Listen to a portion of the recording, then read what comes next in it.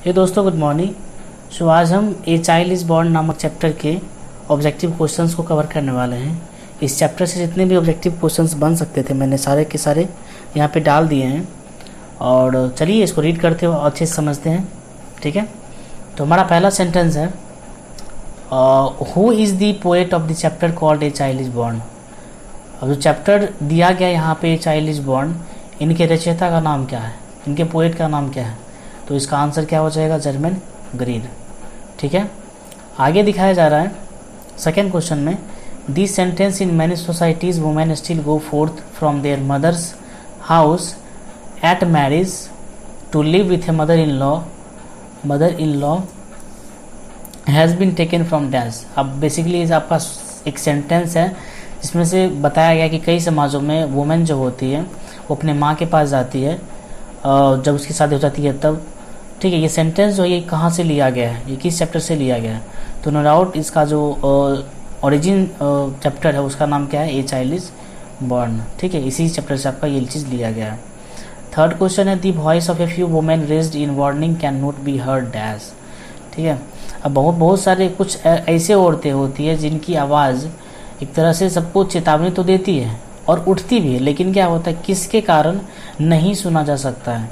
ठीक है, तो वो क्या होता है? वो होता है over the humming and throbbing of our machines. ठीक है, बहुत सारी ऐसी वुमेन होती है जो जिसको बहुत ज़्यादा पेन होता है ये चाइल्ड बर्थ के रिगार्डिंग, और वो क्या होता है, वो जो दर्द होता है उस मशीन के पीछे सब छुप जाता है। ठीक है, फोर्थ क्वेश्चन है, on the occasion musical program is given by dash. ठीक है, अब जो वहाँ पे फंक्शन किसी के भी घर में जहाँ पे चाइल्ड बर्थ होता है उसके घर में जो म्यूजिकल प्रोग्राम होता है वो रखा जाता है किसके द्वारा? तो by the women and girls. ठीक है, या तो वहाँ पे क्या हो जाएगा, या तो वुमेन हो जाएगा या तो क्या हो जाएगा, गर्ल्स के द्वारा वो प्रोग्राम को रखा जाता है। Fifth question, the ceremony is held dash. ठीक है, अब सेरेमनी जो रखा गया है इस चैप्टर में वो किसके लिए रखा गया है?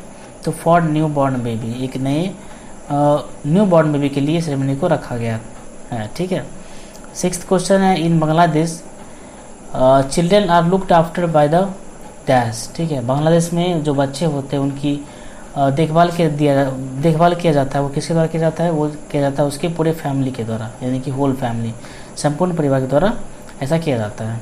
Who has written a child is born. फिर से वही क्वेश्चन रिपीट हो गया, ए चाइल्ड इज बॉर्न लिखा गया किनके द्वारा? तो जर्मन ग्रीड के द्वारा लिखा गया। यहाँ पे मैंने शॉर्ट में लिख दिया जी ग्रीड, इसका मतलब क्या हुआ? जर्मन ग्रीड हो जाएगा। ठीक है, आगे बताया जा रहा है, during pregnancy the best place for the women is dash. ठीक है, अब प्रेगनेंसी के दौरान जो सबसे बेहतरीन जगह होती है किसी औरत के लिए वो क्या होता है? उस औरत की माँ का घर होता है। ठीक है, नाइन्थ क्वेश्चन है, during pregnancy a women prefers her mother's house dash. ठीक है, अब प्रेगनेंसी के दौरान क्या होता है, एक वुमेन जो होती है वो अपनी माँ का घर खोजती है, उसको दिया जाता है या वहाँ पे पहुँचा दिया जाता है, क्योंकि वहाँ पे क्या होता है, सी गेट्स प्रॉपर केयर देयर। ठीक है, तो वहाँ पे क्या होता है, उसकी जो अपनी माँ होती है उसके दर्द को समझती है। ठीक है, और वहाँ पे उसको प्रॉपर केयर मिलता है। टेंथ क्वेश्चन है, when baby is born it is an occasion of Joy for dash. जब एक बेबी बॉर्न होता है तो ये ओकेजन, ये अवसर जो होता है वो किसके लिए होता है? तो द होल फैमिली के लिए क्या होता है? एक अवसर होता है, ओकेजन होता है। ठीक है, आगे दिया गया, the naming ceremony is dash. ठीक है, अब इस चैप्टर में जो नेमिंग सेरेमनी जो होता है वो कैसा होता है? बहुत ही लवली होता है। Twelfth question, the naming ceremony is held when the baby is dash. ठीक है, अब नेमिंग सेरेमनी जो होता है उसको रखा जाता है जब बेबी कितने दिन का हो जाता है? तो 7 दिन का जब हो जाता है तो बेबी नेमिंग सेरेमनी जो होता है उसको रखा जाता है। ठीक है, आगे क्वेश्चन दिया गया है, new clothes are brought for dash. ठीक है, नए जो कपड़े होते हैं वो खरीदे जाते हैं किसके लिए? तो बेबी के लिए खरीदा जाता है और उसकी माँ के लिए खरीदा जाता है। 14th क्वेश्चन है हमारा, in traditional births infant and mother mortality is a dash. ठीक है, बहुत सारे पारंपरिक जो बर्थ होते हैं उसमें शिशु और जो माँ की जो मृत्यु दर है वो कैसी है? तो वो हाइयर है, मतलब बहुत ही ज़्यादा है। ठीक है, आगे क्वेश्चन है 15, इन traditional societies A pregnant women is primarily supported by dash. ठीक है, एक पारंपरिक समाज में एक जो प्रेग्नेंट वुमेन होती हैं उसको सबसे पहले सपोर्ट करना चाहिए। वो कौन सपोर्ट करते हैं? तो उसके हस्बैंड सपोर्ट करते हैं। ठीक है, उसके पति की जिम्मेदारी होती है कि उसका थोड़ा सा ख्याल रखा जाए।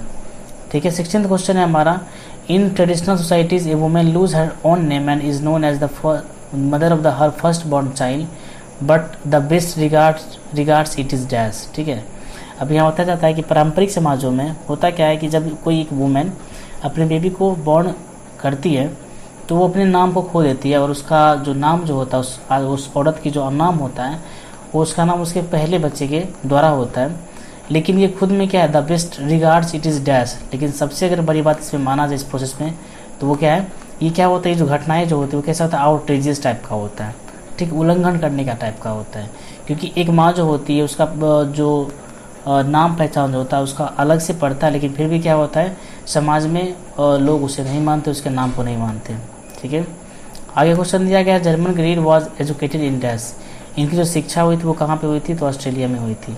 आगे question 18th question, Germaine Greer was born in dash. इनका जन्म कब हुआ था, तो 1939 में इनका जन्म हुआ था। ठीक है, 19th क्वेश्चन हमारा, traditional method of child birth is accepted dash. ठीक है, अब पारंपरिक तरीके से जो चाइल्ड बर्थ होता है उसको एक्सेप्ट किया जाता है किस रूप में, तो इसका आंसर हो जाएगा कल्चरली एंड कलेक्टिवली, यानी कि सांस्कृतिक रूप से और सामूहिक रूप से। ठीक है, 20th क्वेश्चन हमारा, a dash women has to observe various taboos rituals and custom. अब किस तरह के वुमेन को बहुत सारे टैबूज को, बहुत सारे रिचुअल्स को, बहुत सारे कस्टम्स को फॉलो करना पड़ता है। बेसिकली ये सब क्या होता है, प्रथाएँ होती है, संस्कृति होती है जिसको फॉलो करना पड़ता है। वो कौन सी वुमेन होती है, तो वो एक प्रेग्नेंट वुमेन होती है। ठीक है, आगे क्वेश्चन दिया गया है, German grid is an dash writer. ठीक है, अब ये जो खुद इंसान जो है जर्मन ग्रीड जो है वो किस तरह के राइटर है, वो कहाँ के राइटर है।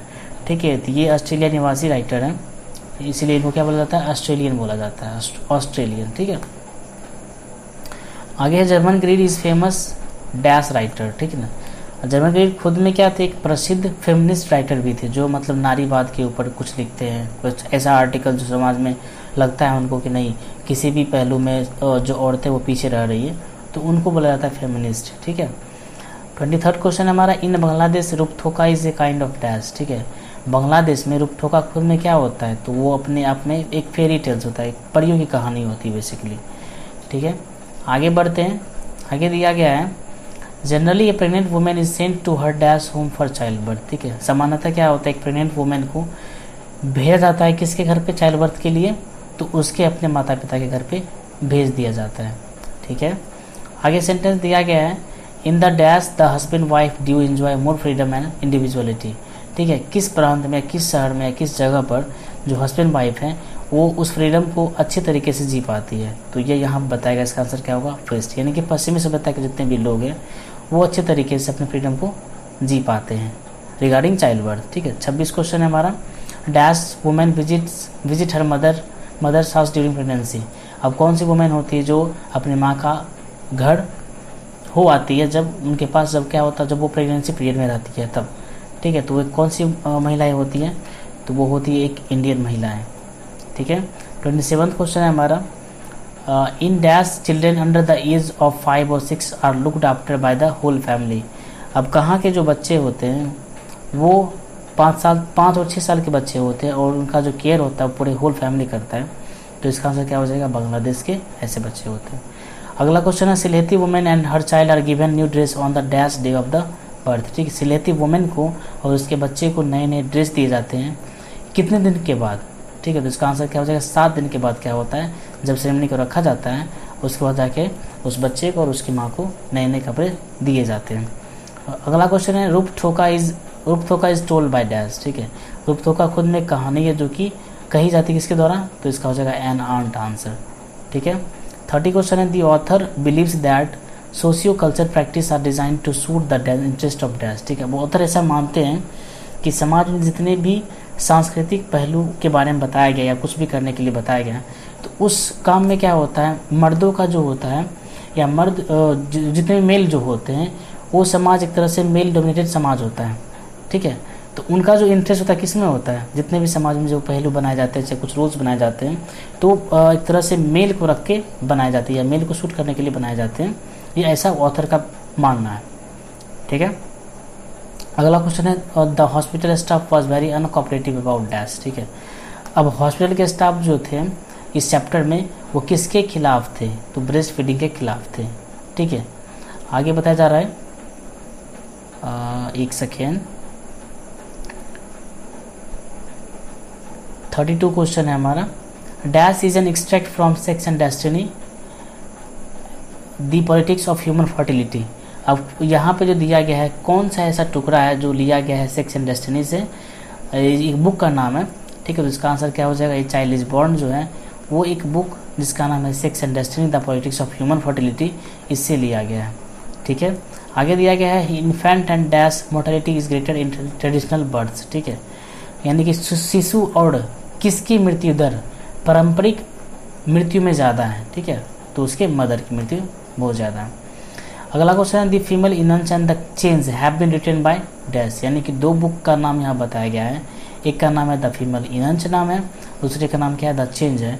ये दोनों किसके द्वारा लिखा गया है, तो ये लिखा गया है जर्मन ग्रेड के द्वारा, ठीक है। आगे क्वेश्चन है the place of birth had been written in the year of dash. अब एक बुक का नाम दिया गया है द प्लेस ऑफ बर्थ, ये जो बुक है वो लिखा गया किस साल में, तो इसका आंसर क्या हो जाएगा 1978। तो आई होप आप लोगों को सारे के सारे ऑब्जेक्टिव समझ में आए होंगे। चलिए धन्यवाद।